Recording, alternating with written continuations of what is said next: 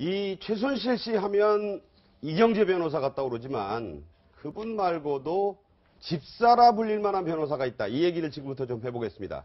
특검이 이 변호사의 사무실을 압수수색했는데 이런 자료가 대거 쏟아져 나왔다고 합니다. 인사자료죠. 대법관 후보 1명, 검찰총장 후보 8명, 국세청장 후보 5명, 경찰청장 후보 5명.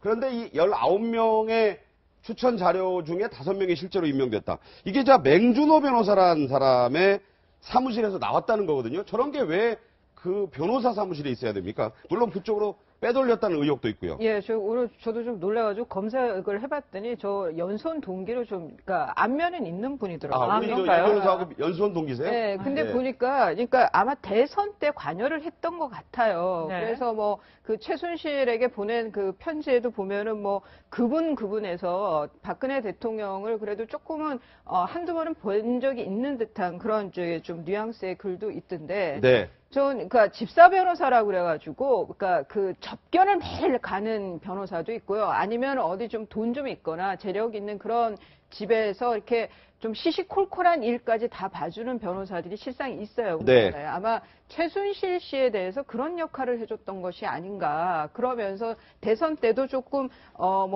역할을 했던 사람이 아닌가 싶은데 중요한 건 이게 인수위 때 뭐 대법관 후보 1명, 뭐 검찰총장, 국세청장, 경찰청장 후보들을 뭐 본인은 맹 변호사의 변명 해명에 의하면은 인터넷 뒤져가지고 뭐 썼다라고 하는데 저걸 본인은 전달 안 했다는 거예요. 최순실 씨에게. 네. 하지만 이 정도 검색을 했으면 네. 애썼다는 말 한마디는 듣고 싶지 않았을까요? 네. 저는 네. 전달됐을 거라고 보입니다. 자, 이 맹준호 변호사가 추천한 사람이 19명인데 그중에 5명이 실제로 임명이 됐다, 추천이 됐다 이런 얘기가 있는데 그중에서도 대법관에 대해서 한 말, 이 말이 아주 화제가 되고 있습니다.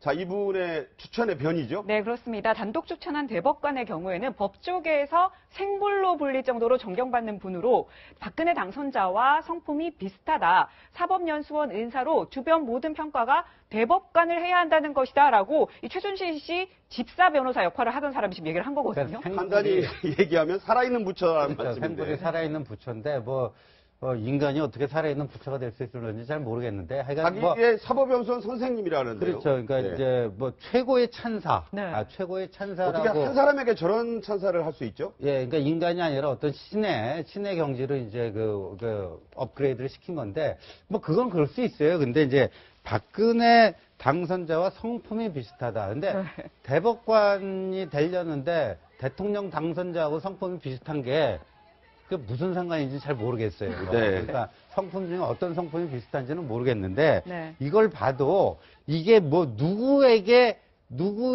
보여주려고 작성한 건지, 네. 그거는 의도는 확실하게 드러나지 않는가 보여집니다. 참여정부 인사수석실에서 오래 근무해봐서 아는데 네. 보통 그 직무에 대한 평가, 품평들은 공직자 같은 경우는 할 수 있는데 저기 보면 정치 성향, 이명박 정부와 그다음에 참여정부와 이런 관계에 대해 나오는데 일반 정치인이라면 정치 성향을 그 신문 보도를 통해서 공개적으로 검색이 가능한데 공직자에 대한 정치 성향을 판단하기는 대단히 쉽지 않은데 그런 내용까지 포함되어 있는 걸 보면 제가 볼 때는 그냥 한번 만들어 온 자료가 아니라 충분하게 내용 숙지를 하고 도움을 받아서 만든 자료이기 때문에 저는 박근혜 대통령, 최순실을 통해 박근혜 대통령에게 전달되었다고 보는 것이 합리적인 생각이 듭니다. 네.